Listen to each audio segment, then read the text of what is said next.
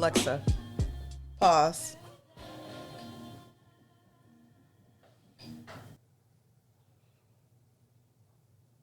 Hey y'all, LaToya here with a special bonus episode where it's just me.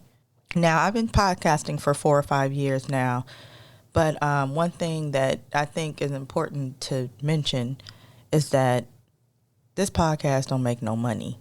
Okay, like this is 100% a passion project for me and Damien, and that means that we got to work. So we both work. We got full-time jobs, and that's what pays the bills, not podcasting.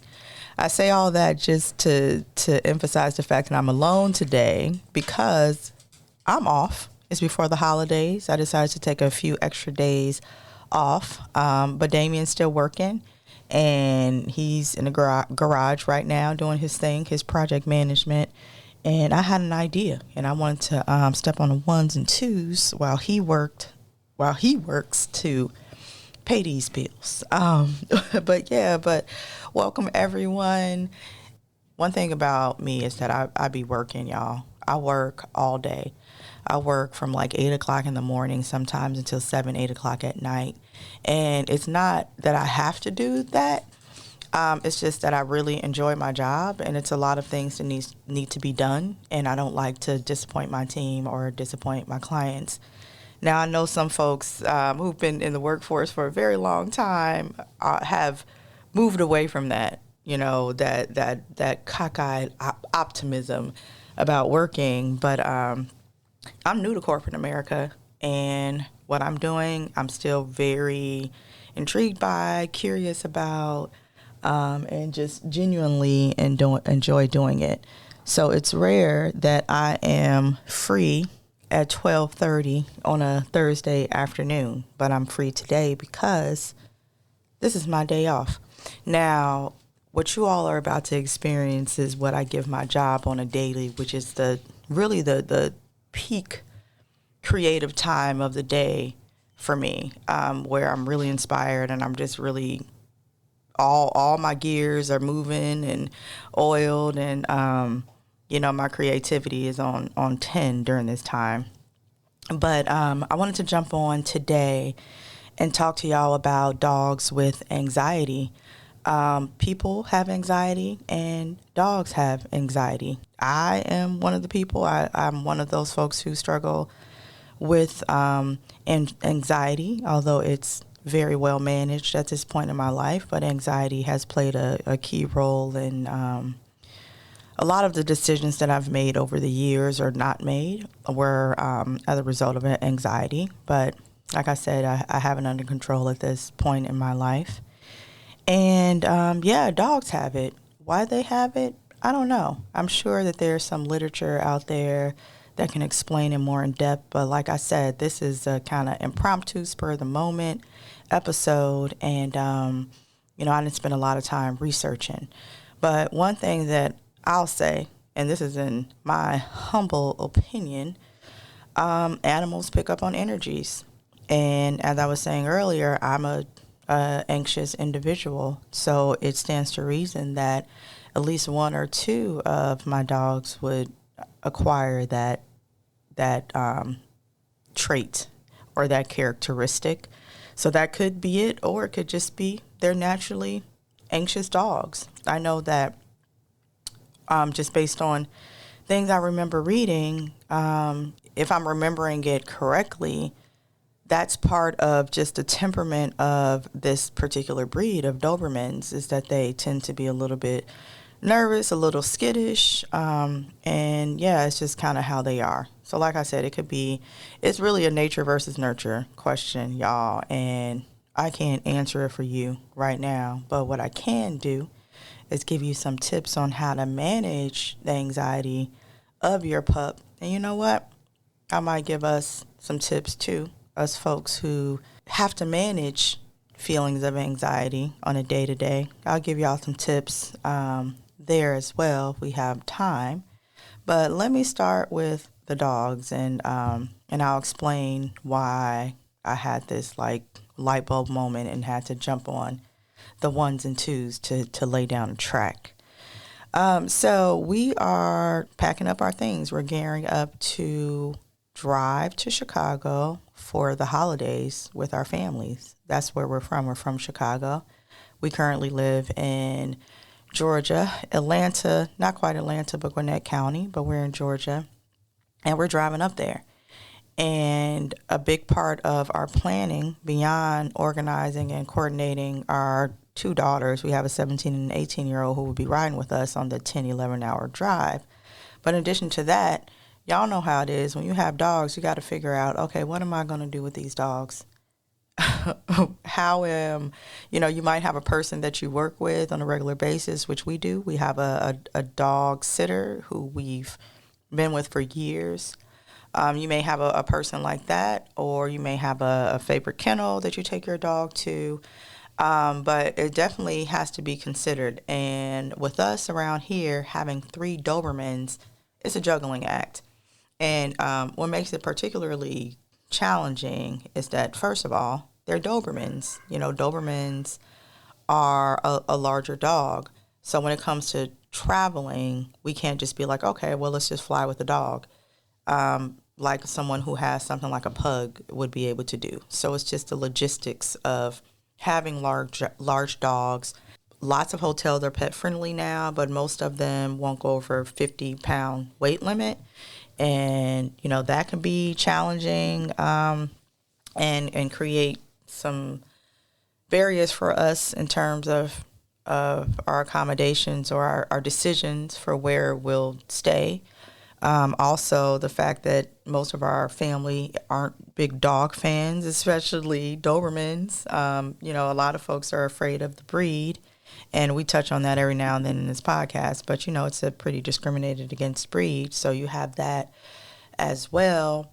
And then on top of that, y'all, Bishop is not fixed, and Lyric is not fixed. So you know how that is. A lot of boarding places for dogs won't accept a dog that's intact. And, with Lyric, one thing that we've really been thinking about is that she will probably go into heat. She's 11 months, and we're surprised she hasn't gone into heat just yet. But here lately, her behavior has changed, and we've noticed changes in Bishop as well. So we're thinking that maybe he's picking up on a scent or something, and he has been trying to mount her, and which we're not going to allow him to do because this will be her first heat. But we're just not sure what's going to happen. So we decided to bring Bishop along with us at the last minute. We were really, really fortunate to find a hotel in Chicago downtown, the Acme Hotel. They accept dogs up to 80 pounds, and Bishop is maybe about 75 pounds or something like that. So it works out perfectly for us. And just in case Lyric goes into heat, we won't have to worry about the dog sitter having to manage that dynamic, which we don't know what it's going to be like. We have no idea. But anyway, in making those accommodations and those plans, Damien and I were also thinking about the fact that when we're gone for a long time, the dogs get a little bit anxious, and we were thinking of different ways to manage that. And that's where I got the light bulb moment to record this episode about dogs and their anxiety and what we do to manage it. So all of that, brain dump right there. So let's jump right in. Let's get started. So one thing that we do with the dogs when they are very fidgety and pacing around and bored, and they get like that a lot, honestly. And it's very frustrating for us because we spend time with them. We're mostly home. We play with them. We have a very large backyard. They go in the backyard. We walk them on a regular basis, like anywhere from 2 to 5 miles. We take them to the dog park, and they also have each other.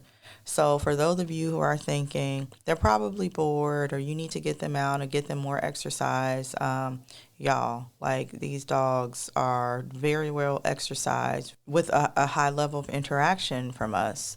So that's not what it is. It's just like sometimes they just get like that. They get bored. We may have a long day at work or whatever, and they will just be pacing around, fidgety, whatever. So one thing that I've learned to do, and this is a little bit odd, but I'll just talk to them.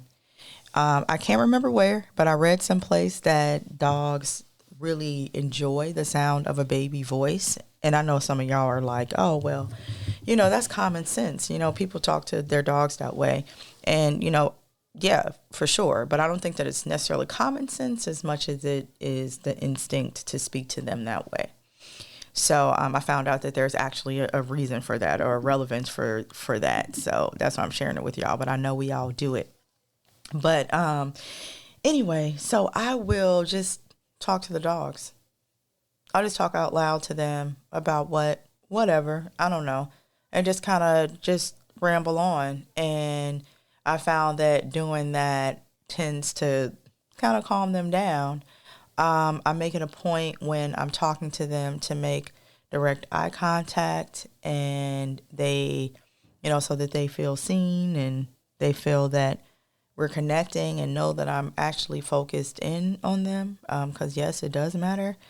So I'll do that, and just kind of do my work at the same time and just chill with them. And I don't know how long I talk, y'all. It's until I don't feel like it. And a lot of times, honestly, I'm kind of talking to myself throughout the workday, and I'm not ashamed to share that.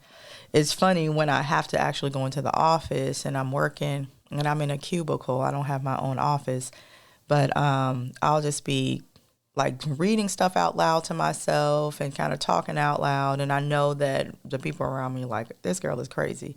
But I'm like, whatever, it works for me. And not only do I need to see it, I need to hear it as well. And that's the way that I'm able to perform at a high level. Now, I found that when I wasn't reading things out loud or reading it back, that I was making a lot of mistakes, a lot of just small errors. And as a project manager, you can't do that. So, yeah, so I'll be talking, y'all, and it's just like, whatever, not like super loud, like I'm talking to a person. But, I'm kind of, I'm like you would read out loud to yourself or something like that. So that's what I do. And I do it at home, and my dogs seem to enjoy it, and they'll just lay around me, and maybe it's because I have a soothing voice. I don't know. If Damien were here right now, he would roast me about that, because he thinks it's hilarious that I feel like I have this melodic voice, but I do. I have a melodic voice. And sometimes it works for me and against me. And one way that it works against me is that when we're out in public, my voice just blends in with the sound of like the background. It's just like very like a tone that is very like, I don't know, white noise or something. And Damien can't ever hear me. And he don't have real good hearing anyway. And he ain't here to defend himself, and I don't care. But he always like, hey. He got that old man going on. So it's just like, Damien, listen. But but anyway. So it may be the tone of my voice that is soothing to them. As a matter of fact, they're around me right now and they're all knocked out. That might be what it is. I don't know. But I feel that when I do it, they seem to calm down quite a bit. All right, so another thing that I do, or another tip that I have for y'all, is to brush your dog. And I know that sounds like, okay, yeah, just brush them. But like me, my own self, I'm just not a petter. I don't know what it is. Like, I'm just like, I don't feel like I'm good at it. And the dogs don't seem to enjoy it a whole lot. And I know what you're saying. Like, how could you not be good at petting? Like, that's super silly. But I don't know. I got these little hands, and they just, I don't know. They just, I'm just not a good petter. I'm just gonna leave it there. So for me, brushing is a much better option, and the dogs seem to enjoy that. So today, they're seeing us pack up and everything, and that makes them anxious. They're kind of pacing around here, back and forth, and I'm like, come here. and I started to pet them. I'm sorry, I started to brush them rather. And I brushed all of them for a very long time, and they seemed to enjoy it.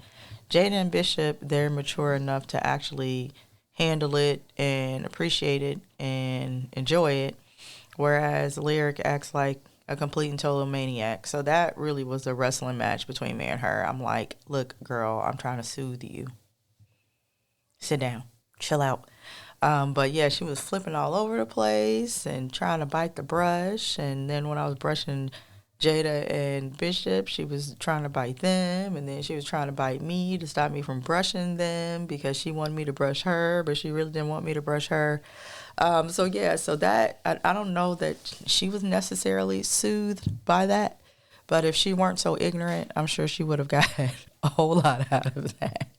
So, but I noticed a change immediately when I just brushed them. And I would imagine that it feels similar to something like a massage, or there are those folks out there who like that scratchy feeling. I'm one of those people.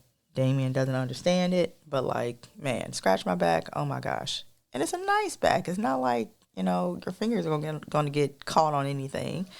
But I don't know. He doesn't like to do scratchy things. And I don't know. I just like the sensation of scratching. He doesn't necessarily like it.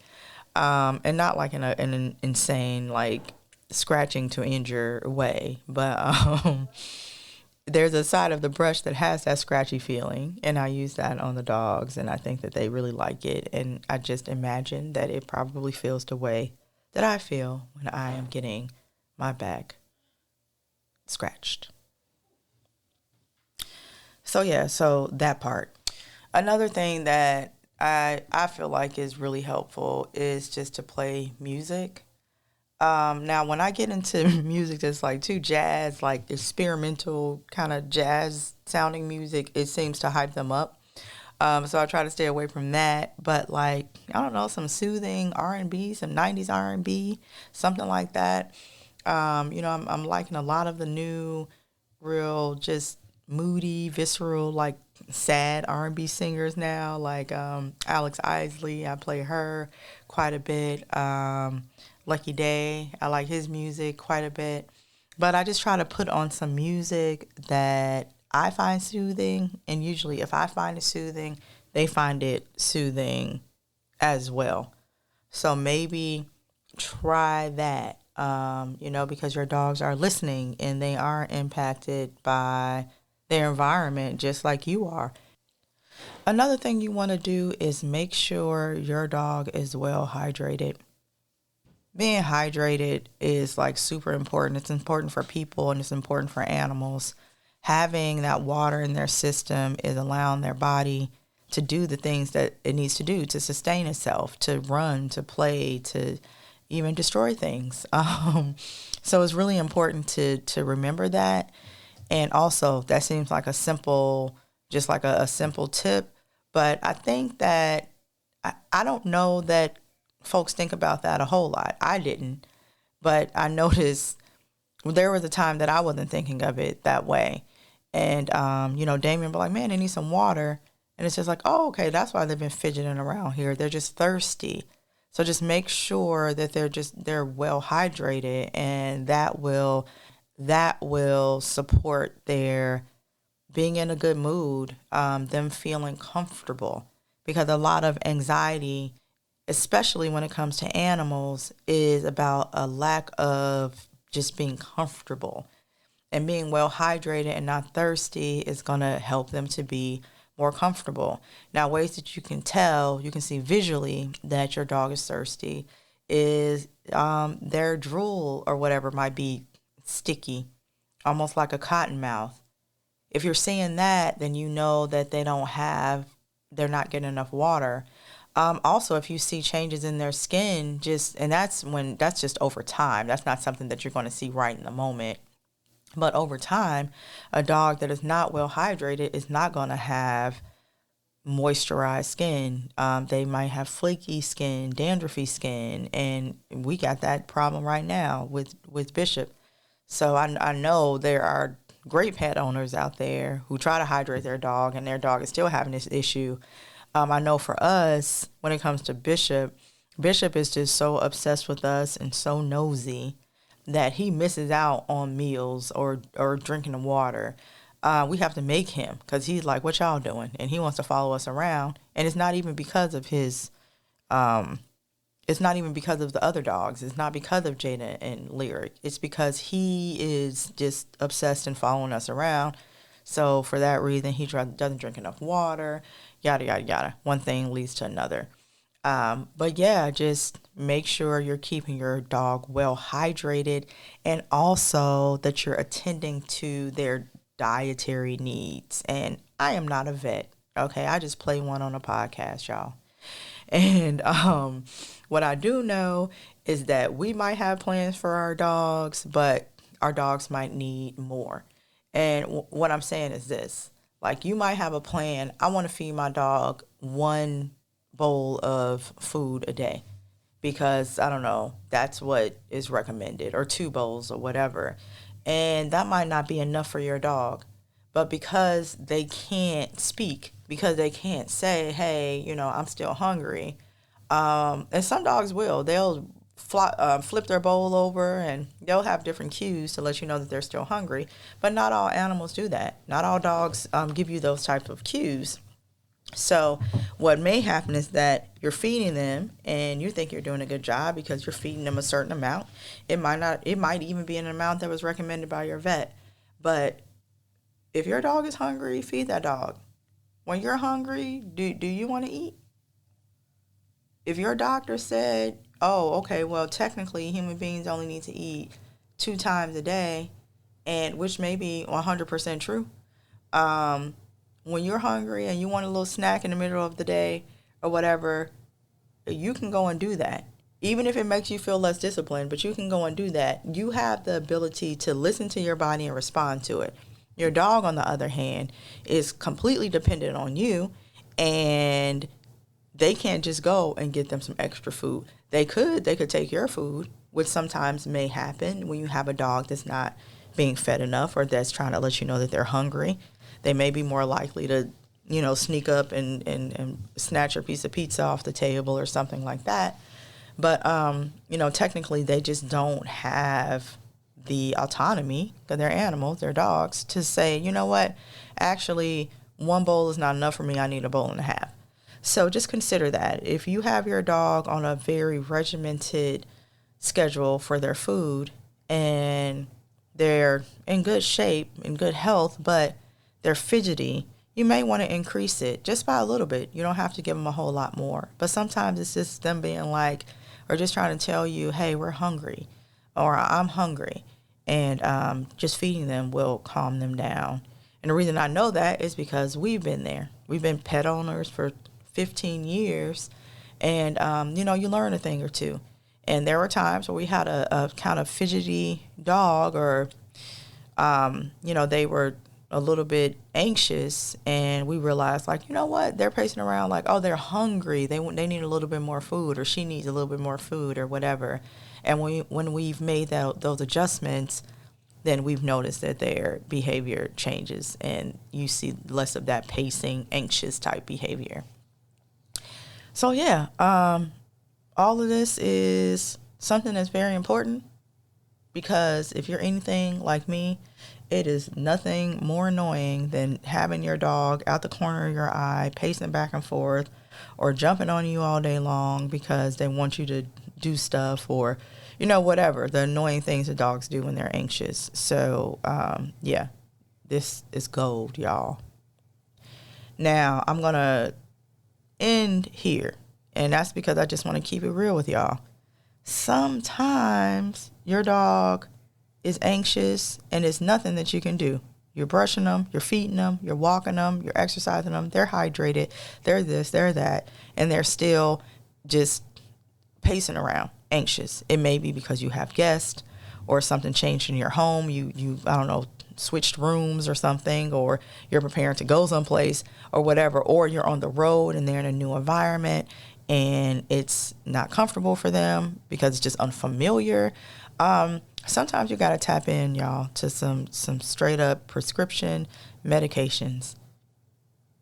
And I know some of you are very upset that I said that, because it's just like, oh my God, I can't believe she uses over-the-counter stuff or poisons her dogs or whatever, these purists believe. But it's like, no, sometimes there is a need for an actual prescription, an actual medication. And I'm going to put y'all on.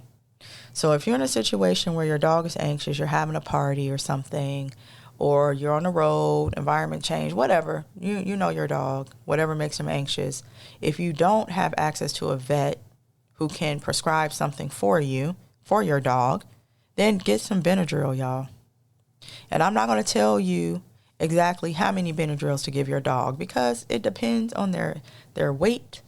It depends on several factors. So you look into it yourself, and then you also consult with your veterinarian. Do not take my word for it, okay? Because I do not want y'all rolling up on me with some paralyzed dog or something because you took my advice to give them some Benadryl and you gave them half a bottle or whatever you do. But of course, consult with your veterinarian, because all dogs are different. But us up in this house, if we need to, and these dogs are just acting out of sorts, and we've done all the things and they're still acting out of sorts, we will give them Benadryl. And I'm not, like I said, I'm not going to advise you on how much, but I'll just say we don't ever go over like 4. But Benadryl is like a natural anti-anxiety drug. That's one thing that it does. It's going to affect like your mood, and it makes you drowsy, right? A lot of people don't like to take Benadryl because it makes you drowsy. But when you're in a like a hyperactive state, and when I say hyperactive, I mean like when your, energy levels are elevated and you're having those anxious feelings, when you're taking the Benadryl will take you to like baseline. But if you're already at baseline and you take Benadryl, then it's going to take you below baseline, which is going to be now you're drowsy, now you're tired. The same thing applies for dogs. So if they're anxious, you give them the Benadryl, and it should at minimum take them to baseline, and they may just lay down and go to sleep. Cool. It works in a pinch, and a lot of times we be in pinches. So I like to know what to do, because I need to feel a sense of control. But so if you're not in a pinch and you have time, and this is what we had to do recently, today, as a matter of fact, we reached out to our vet and we let them know, like, hey, we're bringing one of our dogs with us. We're bringing Bishop to Chicago with us. That was our solution, to just in case Lyric goes into heat and we do not want them to reproduce. We're bringing him with us to Chicago, and the other 2 are staying home. And we asked her if it's anything that we can give them for their anxiety, because we know they're going to be anxious. Our dogs are not used to being alone for long hours, and they will be. And so we're preparing for that. And they're also not used to being separate. And with Bishop being gone, that's going to change the environment tremendously around here for them. So, they'll need something to help with their anxiety there. Bishop is going to be on the road with us. We're going to be staying in a hotel.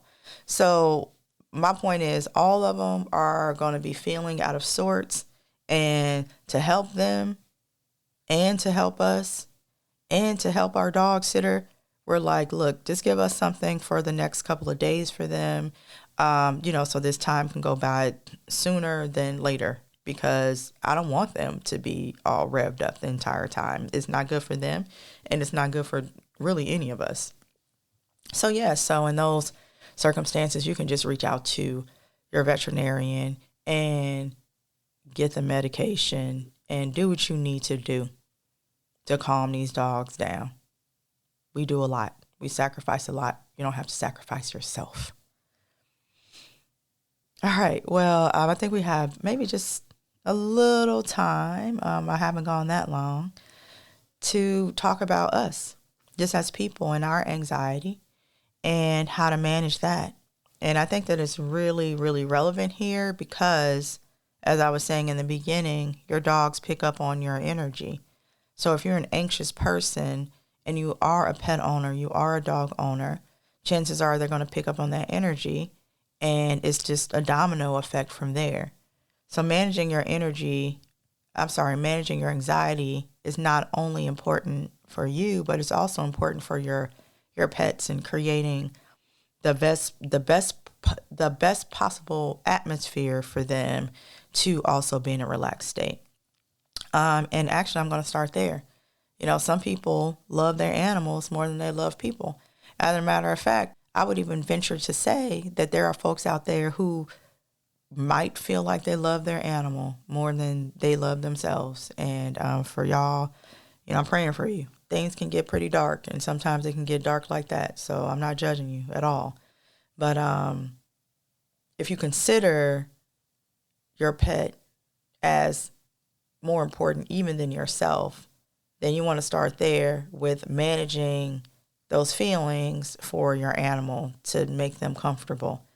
And I just feel like from there, if you're thinking of it that way, even though it is not the healthiest point of view, but if you start there and you manage your anxiety, then in my opinion, things start to come into better focus, and you'll have a healthier viewpoint of yourself and want to manage it for yourself. But it's just like sometimes we're so bogged down with those type of feelings that it's just like you got to start someplace. And for some people, it might be there. It might be just starting there. Like, let me chill out.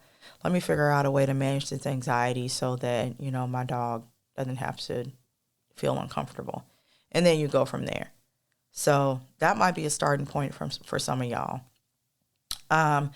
But the things that I did to manage my anxiety was that I studied and I practiced yoga for a year straight. And during that time, I was also pretty deep into meditation. And what I really enjoyed about meditation is that it was a way to separate myself from anxious thoughts. So as I was learning to meditate, I was learning to kind of like rise above the issue and just kind of look at it and observe it instead of having an emotional reaction to it. And that really minimized my anxiety significantly. But I did that over the course of a year, and I had gotten to the point where I could maybe meditate for an hour straight, and it didn't feel very long at all. And I even did a few half-day meditation retreats. And it was just like really a powerful tool for just managing emotions. And that was a few years ago, and I'm still able to employ those strategies or employ those techniques. Even though I'm not meditating on a regular basis, I still have that skill set in my toolkit. So I would recommend meditating for anyone. Now, I know I said I got up to like an hour and I was going to actual retreats and things like that. Don't be discouraged. You don't have to do all that.